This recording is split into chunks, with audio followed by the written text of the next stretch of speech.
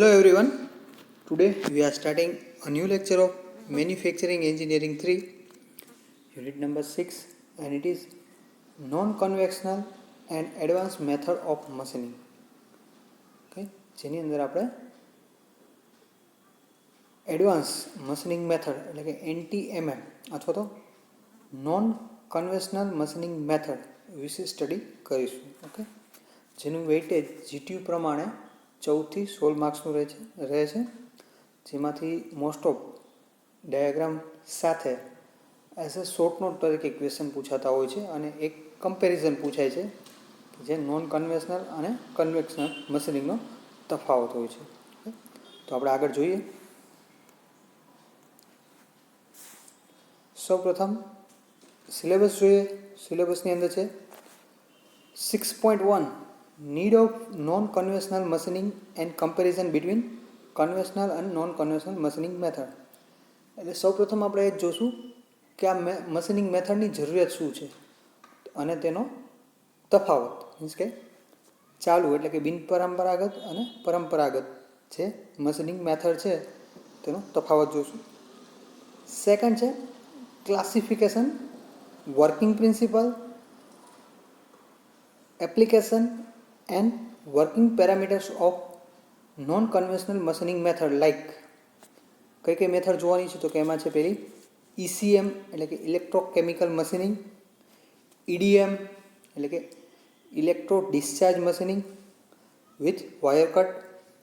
Next છે USM ultrasonic machining method. ત્યારબાદ laser beam machining method means LBM અને લાસ્ટમાં છે AJM એટલે કે એબ્રેસિવ જેટ મશીનિંગ અથવા તો એબ્રેસિવ વોટર જેટ મશીનિંગ મેથડ. તો આ 5 મેથડ છે જેને આપણે બ્લોક ડાયાગ્રામ, તેનું વર્કિંગ પ્રિન્સિપલ, એની પર્ટિક્યુલર એપ્લિકેશન વિશે એઝ અ શોર્ટ નોટ તરીકે આપણે સમજશું. અને નેક્સ્ટ છે 6.3 જેની અંદર છે criteria of selection of non conventional machining method. આમાંથી આપણે કઈ મશીનિંગ મેથડ યુઝ કરવી, વાપરવી, એના માટે અમુક જે ક્રાઇટેરિયા છે એના વિશે આપણે ચર્ચા કરીશું. નેક્સ્ટ છે જે બીજો પોર્શન છે યુનિટનો, એ છે MEMS એટલે explain micro electro mechanical system, જેમાં એની નીડ શું છે, એની અંદર જે MSME માટે જે એની પ્રોપર્ટીઝ અને મટીરિયલ છે એ, વર્કિંગ વગેરે, અને એની અમુક બેઝિક મેથડ છે જેમ કે chemical vapour deposition, stereolithography, photolithography, dry and wet etching વગેરે વિશે આપણે સ્ટડી કરીશું. ઓકે, તો સૌ પ્રથમ આપણે જોઈએ નીડ, જરૂરિયાત શું છે નોન કન્વેશનલ મશીનિંગ મેથડની. તો પહેલો ટોપિક છે need of NTMM or NCMM. ક્યારેક આને આપણે નોન કન્વેશનલ મશીનિંગ મેથડ અથવા તો NTMM non traditional machining method તરીકે પણ ઓળખવામાં આવે છે. તો આપણે સૌપ્રથમ ME 1, 2 અને 3 એટલે કે અત્યાર સુધી જે સ્ટડી કરી ગયા એની અંદર અત્યાર સુધીના જે પણ મશીન વિશે આપણે સ્ટડી કર્યા છે એ બધા આવે છે કન્વેશનલ મશીનિંગ મેથડની અંદર. મીન્સ કે જેની અંદર આપણે શું કરતા હતા તો કે નોર્મલી વર્કપીસ કરતાં હાર્ડર ટૂલ બેની વચ્ચે સાપેક્ષ ગતિ એટલે કે રિલેટિવ મોશન, લુબ્રિકેશન વગેરેનો ઉપયોગ કરી આઈધર ટૂલ ઓર વર્કપીસ અથવા બોથ એટલે કે બંનેને ગતિ આપી અને આપણે મટીરિયલ રિમૂવ કરતા હતા. ઓકે, તો એને આપણે કહેતા હતા કન્વેશનલ મશીનિંગ મેથડ. જેની અંદર શું રિક્વાયરમેન્ટ હતી તો કે મોસ્ટ રિક્વાયરમેન્ટ હતી કે વર્કપીસ કરતાં ટૂલ હાર્ડર હોવું જરૂરી છે. તો હવે આપણે એવું વિચારીએ કે એડવાન્સ અત્યારે જે ટેકનોલોજીમાં અને એમાં ચેન્જીસ થયા છે એ મુજબ જો ટૂલ જેવા મટીરિયલનું મશીનિંગ કરવું હોય તો આ મેથડ ઉપયોગી બની શકે તો કે નહીં. શું કામ તો કે ટૂલ છે એ જ હાર્ડર છે અને ટૂલનું મશીનિંગ કરવું હોય તો એના કરતાં હાર્ડર મટીરિયલ આપણે ફાઇન્ડ આઉટ કરવું પડે, જેનું મશીનિંગમાં ટાઈમ કન્ઝ્યુમિંગ વધે, હીટ મટીરિયલ રિમૂવિંગ રેટ ઓછો આવે, કોસ્ટલી પડે. આવા બધા રીઝનને લીધે, કારણોને લીધે નોન કન્વેશનલ મશીનિંગ મેથડ અથવા તો NTMM એટલે કે નોન ટ્રેડિશનલ મશીનિંગ મેથડનો ઉપયોગ શરૂ થયો. જેની અંદર શું છે તો જોઈએ, the greater share of special quality materials in the progress made in a various field in this days of modern technology. અત્યારના આધુનિક યુગમાં જે લેટેસ્ટ હાર્ડ મટીરિયલ અથવા તો સુપર જે મટીરિયલનો ઉપયોગ કરવામાં આવે છે એના મશીનિંગ માટે the parallel development of material is going on along with that in the field of space, nuclear application, air extraction, defense, etc. જે મટીરિયલનો આપણે ઉપયોગ કરીએ છીએ એમાં કે સ્પેસમાં, ન્યુક્લિયર એપ્લિકેશન, ડિફેન્સ ક્ષેત્રે વગેરે જગ્યાએ આ પ્રકારના મટીરિયલનો ઉપયોગ કરીએ છીએ. These material are processing combined qualities like excessively hard, less weight, higher ratio of strength to weight, corrosion resistance, insulators etc. જે મટીરિયલની પ્રોપર્ટીઝ કેવી હોય તો કે એ એક્સેસિવ હાર્ડ એટલે વધારે હાર્ડનેસ ધરાવતા હોય, ઓછો વજન, પછી ઇન્સ્યુલેટર હોય વગેરે જેવું હોઈ શકે. The Hastelloy, Nimonics, titanium alloy, carbide are the example of developed materials. આ બધા મટીરિયલનું ઉદાહરણ છે. It is very difficult to convert such materials into a desired shape by conventional machining process. આ બધા પ્રકારના મટીરિયલને આપણે જે મશીનિંગ મેથડ યુઝ કરીએ છીએ એના દ્વારા શેપ આપવો ખૂબ જ હાર્ડ છે અથવા તો ડિફિકલ્ટ છે. So conventional method are machining are also costly and time consuming for machining of developed material. એટલે જો આપણે મશીનિંગ કરીએ તો પણ તેના માટે ટાઈમ વધુ લાગે અને એ જ રીતે એની કોસ્ટિંગ પણ વધુ આવે. Therefore for machining of such material special methods of machining are developed. એના માટે આપણે આ નવી મશીનિંગ મેથડ છે એનો ઉપયોગ કરીએ છીએ. This newly developed machine method are called as non conventional machining method. Non conventional machining method or non traditional machining method. Okay, તો આ થઈ ગયો નીડ એટલે કે જરૂરિયાત. અત્યારના આધુનિક યુગમાં જે પ્રકારના મટીરિયલનો ઉપયોગ કરવામાં આવે છે એના મશીનિંગ માટે જે મશીનિંગ મેથડનો ઉપયોગ કરવામાં આવે છે એને આપણે કહીશું NTMM અથવા NCMM. ઓકે, તો હવે આપણે એનો તફાવત જોઈ લઈએ કે સિમ્પલી કન્વેશનલ મશીનિંગ મેથડ અને નોન કન્વેશનલ મશીનિંગ મેથડનો તફાવત શું છે. સૌપ્રથમ આપણે જોઈએ, mechanical energy is use for machining. કન્વેક્શનલમાં એટલે કે અત્યાર સુધી આપણે જે યુઝ કરતા હતા એની અંદર મિકેનિકલ એનર્જીનો ઉપયોગ કરતા હતા, જ્યારે નોન કન્વેક્શનલની અંદર થર્મલ, ઇલેક્ટ્રોથર્મલ, મિકેનિકલ, કેમિકલ, ઇલેક્ટ્રોકેમિકલ વગેરે જેવી એનર્જીનો ઉપયોગ કરવામાં આવે છે, જે આપણે આગળ ક્લાસિફિકેશનની અંદર જોઈશું. નેક્સ્ટ છે કન્વેક્શનલની અંદર direct contact between tool and workpiece is necessary. એટલે કે ટૂલ અને વર્કપીસ વચ્ચે સાપેક્ષ કોન્ટેક્ટ અથવા ગતિ હોવી જરૂરી છે, જ્યારે નોન કન્વેશનલની અંદર direct contact is not necessary. શું કામ? તો કે એની અંદર આ થર્મલ, ઇલેક્ટ્રોકેમિકલ વગેરે જે એનર્જીનો ઉપયોગ કરવામાં આવે છે, તેથી ટૂલનો વર્કપીસ સાથે ડાયરેક્ટ કોન્ટેક્ટ ન હોય તો પણ તેનો ઉપયોગ કરી શકાય છે. Third, tool wear is more. એટલે કે બિનપરંપરાગતની અંદર જે ટૂલ છે ઉપયોગ કરીએ છીએ તો એની ઉપર વિયર અને ટીયર આવે છે, એટલે કે ટૂલમાં ઘસારો આવે છે, જ્યારે tool wear in a comparison is less. જ્યારે આ પ્રોસેસમાં ટૂલ વિયર ઓછો હોય છે. Next, tool must be harder than the workpiece. કન્વેશનલની અંદર ટૂલ છે હંમેશા વર્કપીસ કરતાં હાર્ડ હોવું જરૂરી છે, જ્યારે આની અંદર it is not invent by the આની અંદર એ રીતની રિક્વાયરમેન્ટની કોઈ જરૂરિયાત રહેતી નથી. The method is costly and time consuming for a machining of super hard material use in a field like space, nuclear etcetera. એટલે કે જે લેટેસ્ટ મટીરિયલ છે ન્યૂ ડેવલપ જે સ્પેસ અને ન્યુક્લિયરમાં યુઝ થાય છે એના મશીનિંગ માટે ટાઈમ અને કોસ્ટ વધુ લાગે છે, જ્યારે આ મેથડની અંદર આવા જે ન્યૂલી ડેવલપ મટીરિયલ છે તેનો મશીનિંગ માટે જ આ મેથડનો ઉપયોગ કરવામાં આવે છે, અને જે ઇઝી છે અને કોસ્ટ પણ ઓછી લાગે છે. તો આ થઈ ગયો તફાવત કન્વેશનલ મશીનિંગ મેથડ અને નોન કન્વેશનલ મશીનિંગ મેથડનો. નેક્સ્ટ આપણે જોઈએ ક્લાસિફિકેશન એટલે કે વર્ગીકરણ ઓફ NTMM ઓર NCMM. તો એને આપણે 3 પાર્ટની અંદર ડિવાઈડ કરીએ છીએ એકોર્ડિંગ ટુ એનર્જી રિક્વાયરમેન્ટ, એટલે કે કયા એનર્જીના સ્ત્રોતના આધારે મશીનનો વર્કિંગ પ્રિન્સિપલ છે, તો એના આધારે આપણે 3 પાર્ટની અંદર ડિવાઈડ કરીએ છીએ. તો સૌ પ્રથમ છે થર્મલ એન્ડ ઇલેક્ટ્રોથર્મલ, એટલે કે થર્મલ એટલે કે હીટ એનર્જીનો ઉપયોગ કરીને. તો એમાં છે EDM એટલે કે electric discharge machining, plasma arc machining, laser beam machining, electro beam machining અને આયન બીમ મશીનિંગ.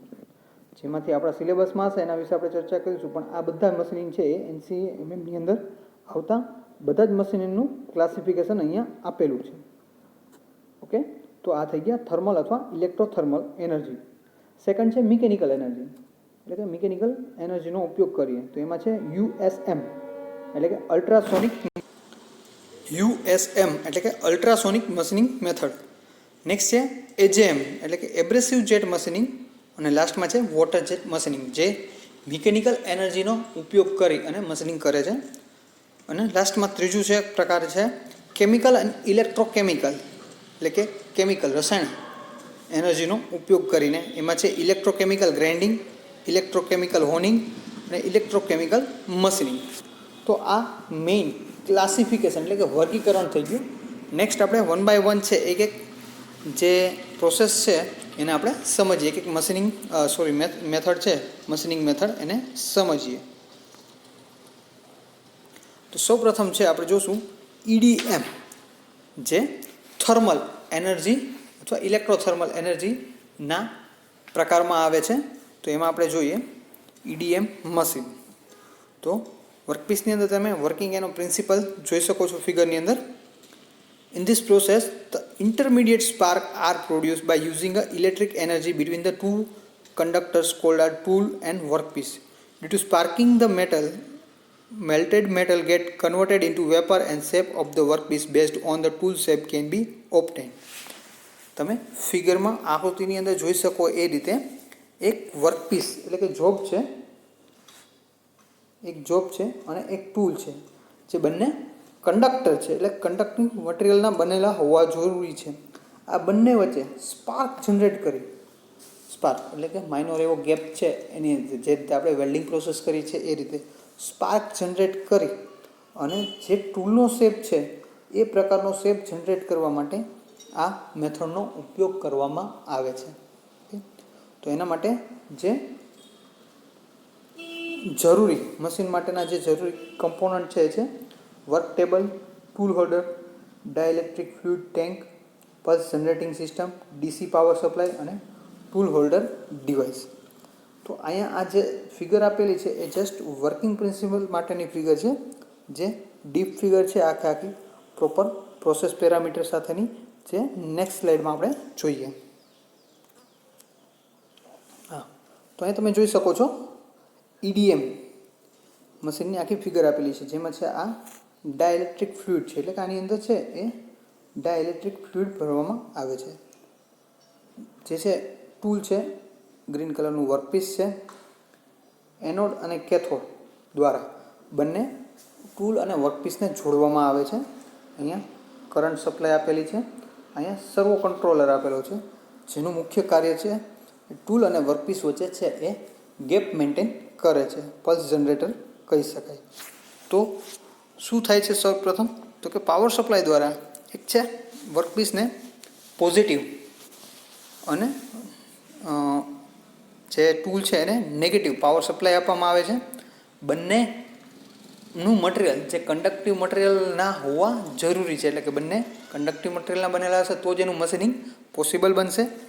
હવે સર્વો કંટ્રોલર દ્વારા શું થશે, તો કે બંનેની વચ્ચે જે છે એ પર્ટિક્યુલર ગેપ જનરેટ કરવામાં આવે છે. આ ગેપને લીધે શું થશે, તો કે ત્યાં સ્પાર્કિંગ થશે અને આ સ્પાર્કિંગને લીધે છે એ મટીરિયલ મેલ્ટ થશે અને મેલ્ટિંગ મટીરિયલ છે વેપર સ્વરૂપમાં રૂપાંતર થઈ જશે અને આ રીતે મટીરિયલ રિમૂવ થશે.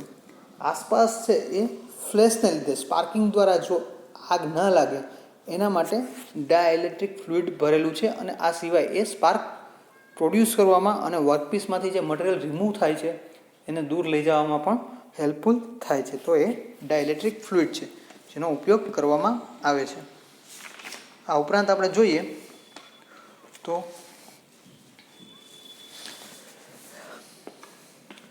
the workpiece is connected with the positive terminal and tool with the negative terminal. તો tool is brought near to the workpiece by the servo motor. servo motor દ્વારા છે ટૂલને વર્કપીસની નજીક લઈ આવવામાં આવે છે. when the certain distance remain between the two, then the spark is produced. જે ચોક્કસ મેન્ટેન કરેલો ગેપ છે એ જનરેટ થશે, ત્યાં બંને વચ્ચે સ્પાર્ક જનરેટ થશે. the metal removed by this way is taken away by the dielectric media. જે ડાયઇલેક્ટ્રિક ફ્લુઇડ છે એના દ્વારા જે મટીરિયલ છે એ રિમૂવ થયેલું છે એને દૂર લઈ જવામાં આવે છે. Due to that distance the between tool and work increase and spark get exceeding. બરાબર, ટૂલ અને વર્કપીસ વચ્ચેનું જે ડિસ્ટન્સ છે વધશે એટલે સ્પાર્ક છે એ બુઝાઈ જશે. The tool again comes down and spark is produce and it is repeatedly. બરાબર, આ જ રીતે આ પ્રોસેસ છે એનો રિપીટેશન થાય છે અને ટૂલના શેપના આધારે વર્કપીસની અંદરનો શેપ છે એ જનરેટ કરવામાં આવે છે. In this process the tool use is softer than the workpiece and kerosene or distilled water are use as a dielectric medium. એટલે કે જે ડાયઇલેક્ટ્રિક ફ્લુઇડ છે અથવા મીડિયમ છે એમાં કેરોસીન અથવા ડિસ્ટિલ્ડ વોટરનો ઉપયોગ કરવામાં આવે છે. જેનું એ સિવાય પણ એનું કાર્ય છે ટુ કેરી ધ સ્પાર્ક. સ્પાર્કને કેરી કરવા માટે, to concentrate heat on a minute small space. એટલે કે જે સ્પેસ ઉપર સ્પાર્ક છે એને હીટ છે એને કોન્સન્ટ્રેટ કરવા માટે. ટુ કીપ ઇલેક્ટ્રોડ કૂલ. બરાબર, ઇલેક્ટ્રોડ અથવા તો વર્કપીસ ટૂલ છે એને ઠંડુ રાખવા માટે. ટુ કેરી અવે the material remove during the machining. Machining દરમિયાન જે મટીરિયલ જનરેટ થાય છે અથવા ચિપ જનરેટ થાય છે એને ત્યાંથી દૂર લઈ જવા માટે પણ ડાયઇલેક્ટ્રિક ફ્લુઇડ છે એનો ઉપયોગ કરવામાં આવે છે. તો આ થઈ ગઈ EDM મશીન. આ જ રીતે EDM વાયર કટ મશીન છે એનો પણ ઉપયોગ કરવામાં આવે છે, જેની ફિગર અહીંયા સ્લાઇડમાં અવેલેબલ નથી. આપણે નેક્સ્ટ જે લેક્ચર લેશું એની અંદર બતાવવામાં આવશે. ઓકે, નેક્સ્ટ આપણું જે મશીન છે એ છે LBM એટલે કે લેઝર બીમ મશીનિંગ. તે પણ થર્મલ અને ઇલેક્ટ્રોથર્મલ એનર્જી મેથડની અંદર પણ આનો સમાવેશ થાય છે. તો અહીંયા વર્કિંગ માટેનો વર્કિંગ પ્રિન્સિપલ અથવા બેઝિક ફિગર આપેલી છે, જેની અંદર તમે જોઈ શકો છો. નીચે વર્કપીસ છે, વર્કપીસની ઉપર એક લેન્સ રાખેલો છે જેને લીધે આપણે લેઝર અથવા કિરણ છે એને ફોકસ અથવા કોન્સન્ટ્રેટ કરી શકીએ. અહીંયા જે છે એ એક રિફ્લેક્ટિંગ ઉપર મિરર આપેલો છે, જે લેઝર જનરેટ થાય છે એને રિફ્લેક્ટ કરીને અને એની ઇન્ટેન્સિટી અથવા તો વેલોસિટી છે વધારવામાં હેલ્પફુલ થાય છે. અહીં સાઈડમાં ફ્લેશ લેમ્પ આપેલા છે. તો જોઈએ કઈ રીતે યુઝ થાય છે. તો સૌપ્રથમ અહીંયા આપેલું છે લેઝરનું ફૂલ ફોર્મ. ક્યારેક પૂછાતું હોય છે as a short note as a 2 માર્કના ક્વેશ્ચન માટે શોર્ટ ફોર્મ આ બધાના અથવા તો તે લેઝર છે એનું ફૂલ ફોર્મ પૂછાતું હોય છે. Light amplification by stimulated emission of radiation છે લેઝરનું ફૂલ ફોર્મ છે. LBM એટલે કે લેઝર છે એનો ઉપયોગ કરી અને મશીનિંગ કરવામાં આવે છે. તો કઈ રીતે વર્ક કરે છે. Laser is a type of light energy and it is the abbreviation of the following words like light amplification by stimulated emission of radiation. The laser beam is a concentrated on a workpiece by ordinary lens. એટલે કે lens દ્વારા છે જે laser છે એને concentrate કરવામાં આવે છે વર્કપીસ ઉપર, એટલે કે કેન્દ્રિત કરવામાં આવે છે ચોક્કસ પર્ટિક્યુલર જગ્યા ઉપર. Due to that large amount is accumulated on the small portion of the workpiece which melt the workpiece metal and convert into vapor. એટલે જેને લીધે શું થશે તો કે વધારે પ્રમાણમાં જે લેઝર છે એ નાની એવી જગ્યામાં સ્મોલ જગ્યા ઉપર કોન્સન્ટ્રેટ થશે, તેમાં હીટ થશે. હીટને લીધે શું થશે તો કે પાર્ટ છૂટો પડશે અથવા તો વેપરાઇઝ થઈ જશે મેટલ, અને આ રીતે એનું મશીનિંગ પોસિબલ બને છે. તો તેના કન્સ્ટ્રક્શનમાં જોઈએ તો શું છે, એક ફ્લેશ લેમ્પ છે.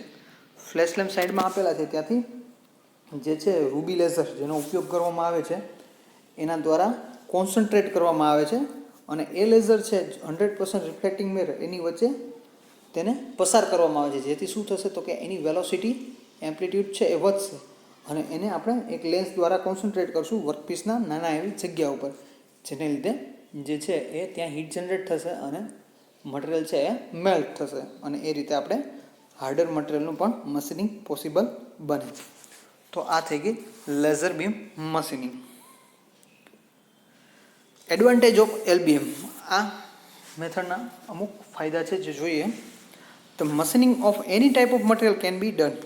કોઈ પણ પ્રકારના મટીરિયલનું મશીનિંગ થઈ શકે છે આ મેથડ દ્વારા. The welding, drilling, cutting etcetera become possible at the place where the general machining can not reach. એટલે કે એવી જગ્યા પર કે જે જગ્યાએ આપણે વેલ્ડિંગ અથવા ડ્રિલિંગ અથવા તો કટિંગ કરવું છે બીજા મશીન ન પહોંચી શકે એ જગ્યા પર પહોંચી શકે છે. There is no effect of hardness and brittleness of the materials on the machining. એટલે કે મશીનિંગ ના લીધે એની મટીરિયલ પ્રોપર્ટી છે જેમ કે હાર્ડનેસ, બ્રિટલનેસ એના ઉપર કાંઈ ઇફેક્ટ થતી નથી. ઓકે. આ ઉપરાંત અમુક એની લિમિટેશન છે, જે કે it is overall efficiency is less as the process is costly and require high skill. Laser છે જે હાર્મફુલ છે હ્યુમન માટે અને આ પ્રોસેસની ઓવરઓલ એફિશિયન્સી છે બહુ ઓછી હોય છે, એટલે કે કોસ્ટલી પડે છે. Use of safety appliance is necessary. Safety ઇક્વિપમેન્ટનો ઉપયોગ કરવો જરૂરી છે, મસ્ટ બી રિક્વાયરમેન્ટ છે. Suitable for machining of thin plates. Machining of more thickness is not પ્રેક્ટિકેબલ.